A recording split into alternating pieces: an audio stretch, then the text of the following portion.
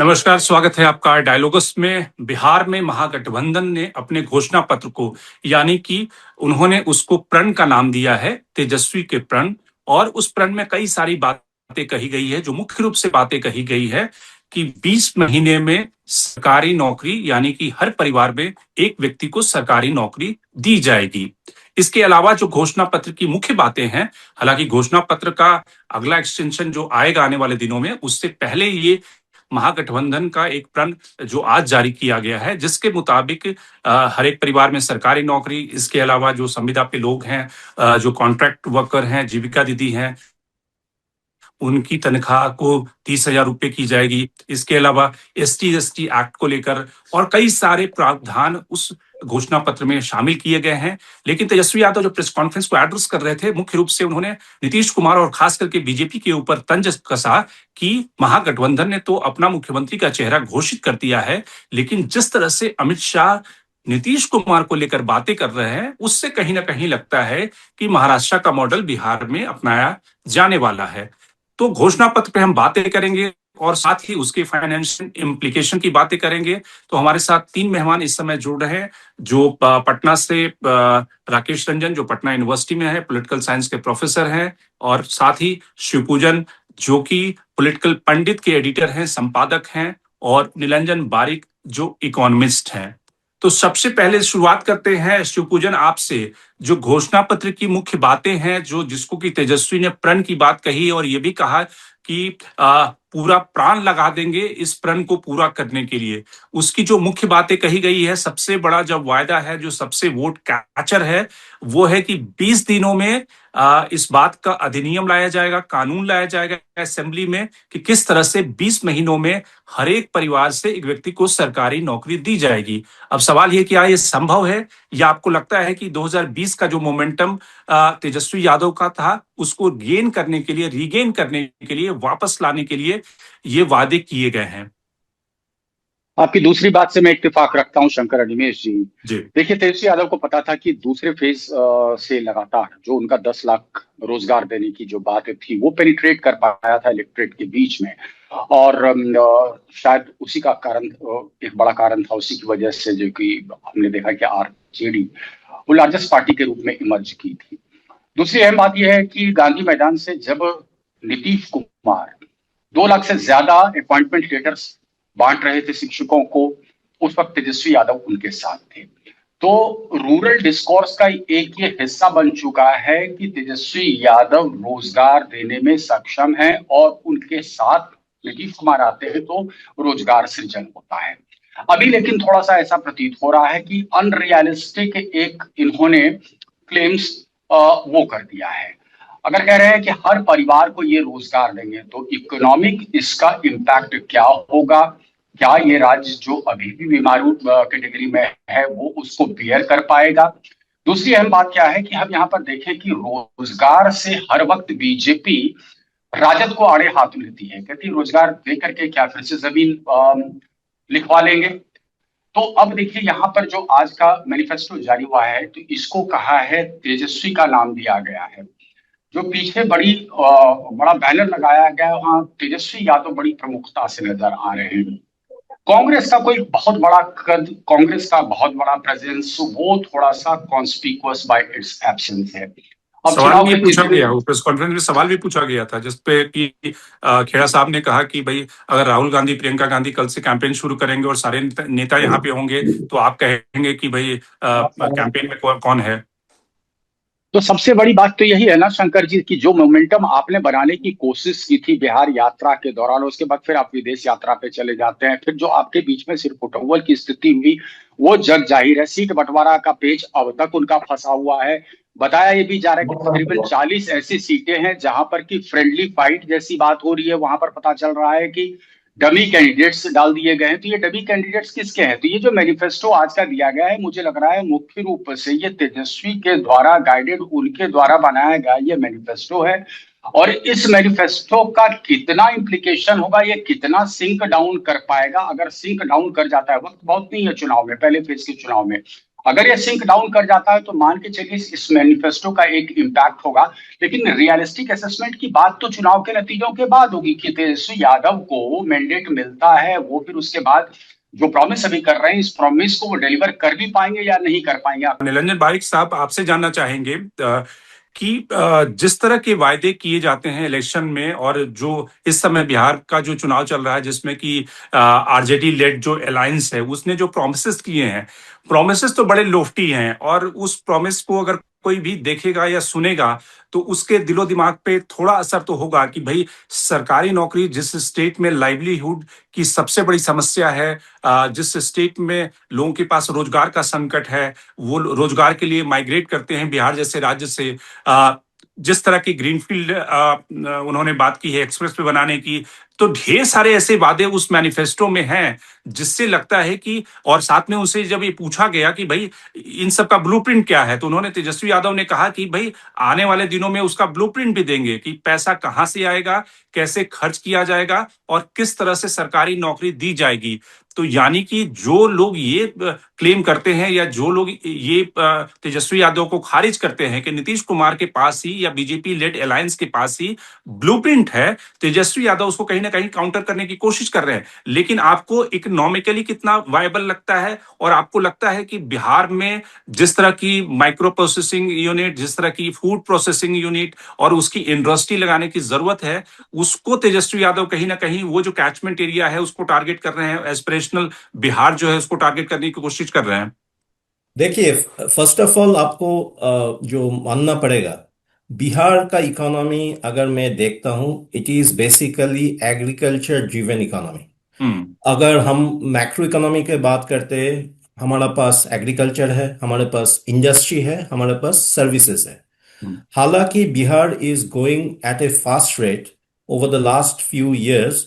हम्म। देखा गया, Bihar is growing at a rate in excess of 11%, उसका स्टेट हम्म। जीडीपी जो हाँ, लेकिन उसका सर्विस सेक्टर का बहुत बड़ा कंट्रीब्यूशन नहीं है बिहार में फिर अभी भी। सर्विस सेक्टर का नहीं है। It is predominantly driven by the government expenditure. Exactly. जैसे अभी सेंट्रल से बहुत पैसा मिल रहा है टू बिल्ड रोड इंफ्रास्ट्रक्चर, जैसे रेलवे एंड रोड के ऊपर।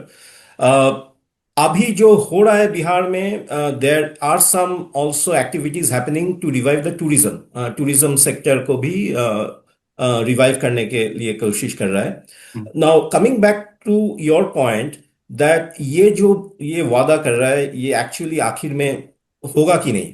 हम्म। अभी इकोनॉमिक्स में देखा गया मेनी टाइम, जैसे आप पश्चिम बंगाल को ले लो, हम्म। वहां पे वुमेन को हर महीने दे आर गिविंग 1,000 रुपीज करके, हम्म। कन्याश्री प्रकल्प के अंदर हम्म। कोई भी बेरोजगार जो औरत है उसको 1,000 रुपया मिलता है। हम्म। लेकिन स्टडी में देखा गया, क्योंकि गवर्नमेंट ये सब अनप्रोडक्टिव एक्टिविटी में डाल रहे हैं, हम्म। उसका allocation on health, allocation on education, शिक्षा, फिर स्वास्थ्य, या ऑन अदर एक्टिविटीज, जैसे आपने बोला micro processing, food processing industry, for that matter let's say कोई स्मॉल एमएसएमई सेक्टर को इन्वॉल्व करना, ये सब एरिया में जो पैसा आ रहा है, दो पैसा is not going to come because they are already spending on what we call so-called unproductive type investment.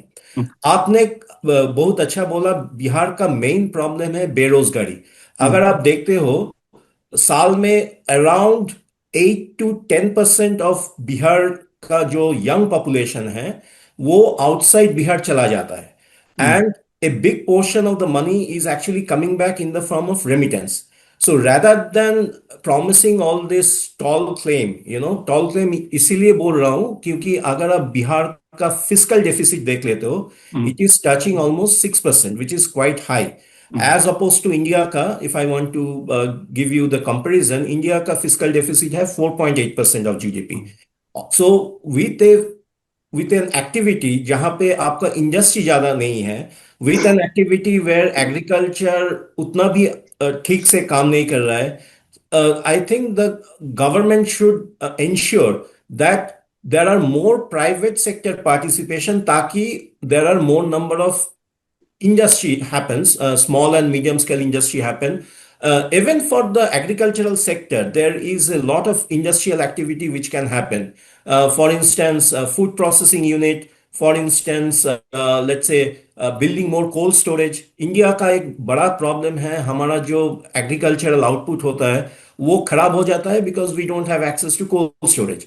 And so building more cold storage, building more irrigation. Bihar mein, whenever there is flood or for that matter drought, because of lack of irrigation facility, all the crops are getting damaged. So ये सब करने से लोगों को ज्यादा I think benefit मिलेगा than all this promises that हर जना को एक एक नौकरी दे देंगे. First of all, it's not possible to, because if you even if you look into the government sector, there is a limit to which government can provide jobs. Even in case of central government and other government, it is नहीं, saying. लेकिन तेजस्वी यादव जो कहते हैं कि भाई जो health care और education sector है वहां पे काफी ज्यादा, सोशल सेक्टर में काफी ज्यादा अपॉर्चुनिटी है एम्प्लॉयमेंट देने की. वैसे अगर आप डेटा वाइज देखें तो बिहार में 20-22 लाख सरकारी नौकरी है और तेजस्वी यादव के प्रॉमिस के हिसाब से वो 2-2.5 करोड़ सरकारी नौकरी उन्हें देनी पड़ेगी हर एक फैमिली में. लेकिन उनका काउंटर पॉइंट है कि भाई एजुकेशन हेल्थ केयर जो सेक्टर है इसमें काफी ज्यादा पोटेंशियल है जिसमें सरकारी नौकरी दी जा सकती है. नहीं, पोटेंशियल है, लेकिन आप अगर डेटा देखते हो, आंकड़ा देखते हो, एजुकेशन में they are spending only 4% of state GDP. Health में तो और ही खराब हालत है, 1.5% ऑफ स्टेट जीडीपी आपका हेल्थ में जा रहा है. अभी ये हिस्टोरिकल डेटा बता रहा है. तो अचानक it is not possible for Tejashwi Yadav और for that matter anyone who is claiming that इधर they are going to spend more. Because you are already spending on giving doles, giving subsidy to activities जहां पे आपका कोई return नहीं आ रहा है. जैसे मैं बोला कन्याश्री प्रकल्प है या बेटी बचाओ और लाडला बहन स्कीम टाइप स्कीम में जो जहां पैसा जा रहा है उसमें से रिटर्न कितना मिल रहा है. So all I am trying to say is it makes sense to मतलब बिल्ड सम मोर एक्टिविटीज जहां आप ऑर्गेनिक वे से एम्प्लॉयमेंट जनरेट कर सकते हो. जैसे आप स्कूल में ज्यादा, और एक चीज आप बिहार का एजुकेशन के बारे में बोल रहे हो, अगर आप देखते हो number of student passing out from the secondary and higher secondary level, all India average से काफी कम संख्यक लोग actually passing out at the secondary and high secondary level in Bihar. हालांकि in the primary sector, the ratio is just the other way around. More number of people are getting entry in the primary sector, but because of the migration, because of lack of opportunity, because of lack of skill development, you don't see that many number of people completing their tertiary education. तो इसलिए अभी जो जरूरी है, rather than promising, क्योंकि आपको अगर government job देना है आप तो स्किल वाला लोगों को ही तो जॉब दोगे, बट जो आंकड़े बोल रहा है सेकेंडरी एजुकेशन ही खत्म नहीं कर पा रहे लोग, तो आप कैसे टाइप जॉब दोगे? अगर जॉब भी दिए वो लोग क्या कंट्रीब्यूट करेंगे इकोनॉमी को? So in that way I don't think it's a sustainable, ये सस्टेनेबल हो सकता है. So that is my short point. या राकेश जी, आपसे ये समझना चाहूंगा कि तेजस्वी यादव जब ये बातें कह रहे हैं कि नीतीश कुमार एक तरह से मुखौटा हैं और जिस तरह से बीजेपी नीतीश कुमार को यूज कर रही है, अमित शाह उनके नाम की अनाउंसमेंट नहीं कर रहे हैं, तो ये हम समझना चाहेंगे कि आखिर इससे तेजस्वी को क्या फायदा होगा. नीतीश कुमार मुख्यमंत्री के पद के लिए उनकी अनाउंसमेंट हो जाए, क्या वो जेडीयू का जो कैडर वोट है, जो वुमेन वोटर है, उसको उकसाने की कोशिश कर रहे हैं? क्योंकि जो जेडीयू का जो वोटर है नीतीश कुमार के लिए काफी इमोशनल है, यानी कि महिलाओं के का जो वोट बैंक है. और कई सारे गांवों में जब मैं गया वहां पे और उनसे पूछा कि अगर नीतीश कुमार मुख्यमंत्री नहीं होंगे तो क्या आप बीजेपी को वोट करेंगे, तो उन महिलाओं ने कहा कि हम बिल्कुल नहीं करेंगे और किसी कीमत पे बीजेपी अगर विश्वासघात करती है, पीछे से जिसको कहते हैं छुरा घोंपती है, तो बीजेपी को कसूपड़ा साफ कर देंगे. तो महिलाएं जो है नीतीश कुमार के लिए इतनी इमोशनल हैं क्या आरजेडी उस वोट बैंक में सेंध लगाने के लिए इस तरह की बातें कर रहा है कि नीतीश कुमार को बीजेपी प्रोजेक्ट नहीं कर रही है, उन्हें मुख्यमंत्री नहीं बनाएगी, महाराष्ट्र मॉडल इंप्लीमेंट होगा, ये सारी बातें जो आरजेडी कर रही है? देखिए, मुझे लगता है कि तेजस्वी ने ये जो एक गेम प्लान बनाया है, एक तो ये प्रोजेक्ट कर देना कि नीतीश कुमार अगले मुख्यमंत्री नहीं होंगे, शायद महाराष्ट्र का शिंदे मॉडल फॉलो हो जाए या दूसरे किसी मॉडल को फॉलो किया जाए। लेकिन इसमें मुझे बहुत हद तक सच्चाई दिखती हुई नजर नहीं आ रही है।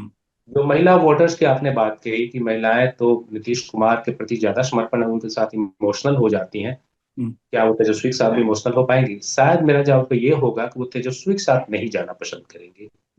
अगर माइनस नीतीश कुमार, बीजेपी तो घोषणा कर नहीं रही है कि माइनस नीतीश कुमार वो इलेक्शन कंटेस्ट कर रही है, तो इतना बड़ा एक स्ट्रॉन्ग मैसेज मुझे लगता है कि जदयू के कार्यकर्ताओं में भी है कि अगर बीजेपी के वोट उधर ट्रांसफर नहीं होते हैं तो इधर वोट उधर भी ट्रांसफर नहीं होने चाहिए। और महिलाओं की जो बात है, तो महिलाएं, ऐसा नहीं कि सारे महिलाएं ही नीतीश कुमार के साथ खड़ी हैं। बिहार में आप देखेंगे कि पिछले 5, 6 या 10 वर्षों में महिलाओं में एक रिलीजियोसिटी बहुत अधिक बढ़ी है, ये मैं भी महसूस करता हूँ।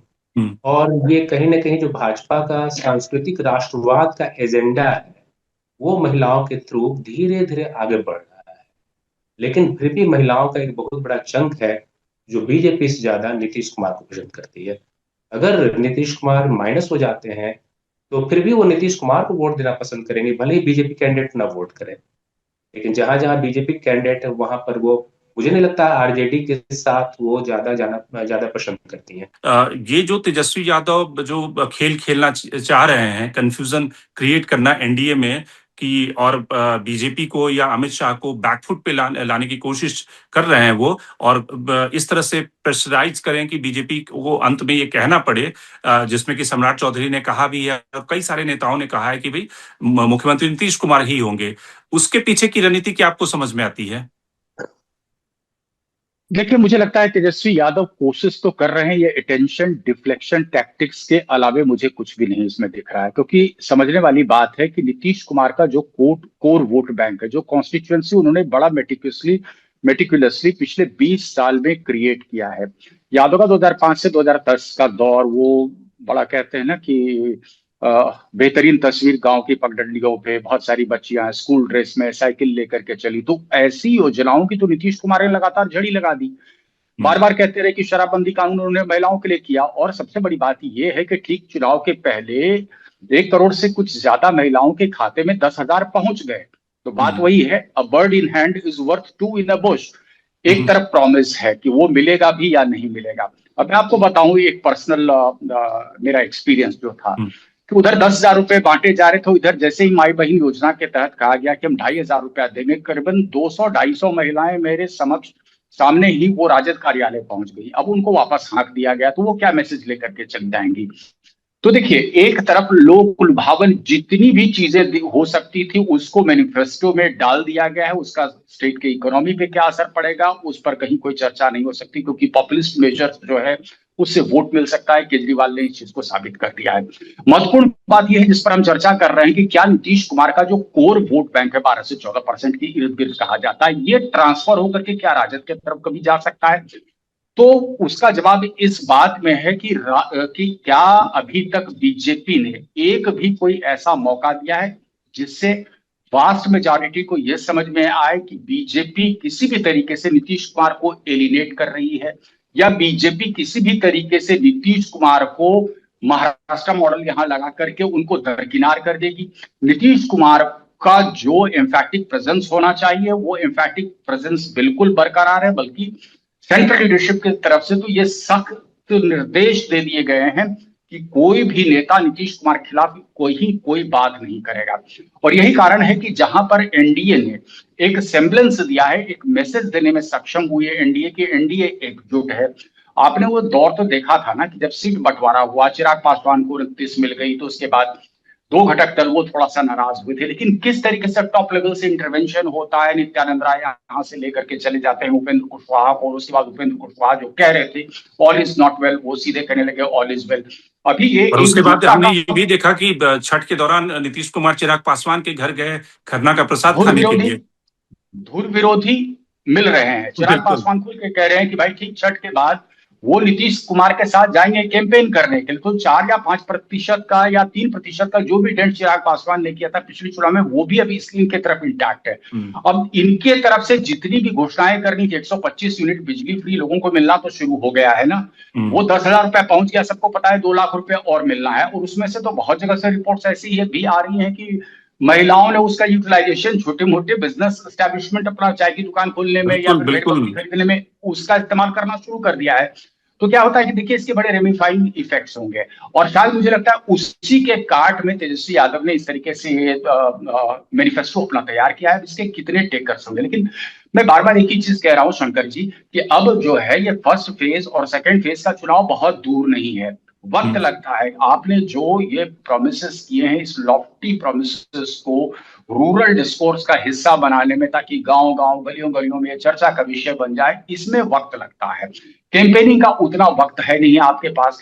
महत्वपूर्ण बात यह है कि कहीं कोई साझा कार्यक्रम अभी तक आप नहीं कर पाए हैं। अभी मुझे थोड़ी सी जानकारी मिली कि बेगूसराय में 1 तारीख को शायद प्रियंका गांधी आ रही है। राहुल गांधी आ भी रहे हैं या नहीं आ रहे हैं, इसका कहीं को ये नहीं पता। कुछ लोग हैं राजद के अंदर खेमे में, वो कहते हैं कि साझा कार्यक्रम ना ही हो तो वही अच्छा, क्योंकि तेजस्वी यादव एक क्राउड पुलर के रूप में तो हैं। उनका जो वोट बैंक है वो कहीं ना कहीं सीमेंटेड है, वो इंटैक्ट है, उसमें फर्दर कंसोलिडेशन हो रहा है इस बार। तो देखिए चुनाव बड़ा दिलचस्प होने वाला है, और मुझे लगता है कि इस चुनाव में ये रेवड़ियां बांटने का चुनाव हो गया है। वजह की कांटे की टक्कर है। थर्ड फैक्टर प्रशांत किशोर भी है, किसी को नहीं पता वो डेंट किधर ज्यादा करेंगे। डिसग्रंटल्ड वोटर जो पहले महागठबंधन की तरफ भाग सकते थे, वो शायद प्रशांत किशोर की तरफ भाग जाएं, तो वो वहां पर it will translate ultimately to the disadvantage of Mahagathbandhan. तो दिलचस्प मोड़ पर है चुनाव, वक्त कम है, क्योंकि उन्होंने बड़ा प्रेशियस टाइम लूज कर दिया है अपने सिर फुटअव्वल में, अपनी सीट बंटवारे में। लेकिन वहां पे भी तो पेच फंसा हुआ है। 40 डमी कैंडिडेट्स कौन है? ना तो राजद कभी एक्सेप्ट करेगी कि उन्होंने डमी कैंडिडेट्स डाले हैं, लेकिन आरोप तो लगने शुरू हो गए हैं ना। ये लोगों के जहन में ये बात तो जाने लगी ना कि भाई इनके इसमें कहीं कोई यूनिटी नहीं है, सिर्फ फुटअव्वल बनी रहेगी इनके इसमें हरदम। तो लोग कितना रेडिली एक्सेप्ट करते हैं आपके टॉल प्रोमिसेस को, ये देखना बड़ा दिलचस्प होगा। बिल्कुल। नीलरंजन, आपसे जानना चाहेंगे कि ये सवाल तो फिर भी उठेंगे ना कि जो तेजस्वी यादव को ठीक है हम खारिज कर दें या फिर जनता ही उन्हें मैंडेट ना दे पिछली बार की तरह, लेकिन ये जो सवाल तेजस्वी यादव उठा रहे हैं, और जब एनडीए अपना मैनिफेस्टो लॉन्च करेगी तो ये सवाल उठेंगे कि बिहार से जो मंत्री हैं केंद्र में, जिसमें कि तमाम राजीव रंजन सिंह हैं, इसके अलावा गिरिराज सिंह हैं, इसके अलावा नित्यानंद राय हैं, ये सारे जो मिनिस्टर, इससे पहले रविशंकर प्रसाद थे, ये सारे जो मिनिस्टर हैं वो अपने अपने पोर्टफोलियो से बिहार में किस तरह की इंडस्ट्री लाने में सफल हुए हैं। क्या जो तेजस्वी यादव कहते हैं कि आपने टेक्सटाइल पार्क क्यों नहीं लगाया, आपने फूड प्रोसेसिंग यूनिट क्यों नहीं लगाई, तो बिहार जैसे राज्य में जब आप जहां पे नौकरियों की कमी है और सेमीकंडक्टर का प्लांट गुजरात और महाराष्ट्र में लगता है या आंध्र प्रदेश में चला जाता है, वैसी स्थिति में ये सवाल तो लोग पूछेंगे कि भाई तेजस्वी यादव अगर प्रॉमिस आज की तारीख में कर रहे हैं कि भाई मैं नौकरी दूंगा या फिर इंडस्ट्री लगाऊंगा, इंडस्ट्री लगाने का ब्लूप्रिंट मेरे पास में है, तो भले वोट ना मिले लेकिन ये पब्लिक डिस्कोर्स में तो है मुद्दा। देखिए आपको ये यू हैव टू एडमिट, एक चीज आपको बोलना चाहता हूँ। हम्म। पहले तो बिहार को स्पेशल पैकेज के अंतर्गत काफी सारा पैसा सेंट्रल गवर्नमेंट ने दिया है। हम्म। और ये जो आप बेरोजगारी की बात कर रहे हो, गवर्नमेंट जॉब में आपको कितना नौकरी मिलेगा? नहीं, गवर्नमेंट सवाल जॉब में गवर्नमेंट जॉब का ही नहीं है, सवाल है कि प्राइवेट प्राइवेट सेक्टर में जॉब, भी तो हाँ, नौकरी और नहीं है ना। Private Bihar job. बिहार जैसे राज्य में जहां पे नोएडा और गुड़गांव में सबसे जो आसान नौकरी है कि बीपीओ की नौकरी आपको मिल जाएगी, बिहार में तो वो बीपीओ भी नहीं है, बहुत गिने चुने बीपीओज हैं। और एकदम आउटसोर्सिंग की पूरी आईटी सेक्टर के जॉब तो बिहार में हो ही सकते हैं ना। नहीं, कुछ कुछ you said it few minutes back. Hmm. जो लॉ एंड ऑर्डर सिचुएशन है, whenever any private party want to invest, आप साउथ का स्टेट ले लीजिए, आप गुड़गांव ले लीजिए, वहां एक चीज होता है plug and play infrastructure. Plug and play infrastructure का मतलब क्या है? गवर्नमेंट, स्टेट गवर्नमेंट पूरा एक पार्सल ऑफ लैंड पूरा डेवलप करके देता है, जहां आपको इलेक्ट्रिसिटी लाने का जरूरी नहीं है, वाटर कनेक्शन लाने का जरूरी नहीं है, एनवायरमेंट क्लियरेंस मिल चुका है।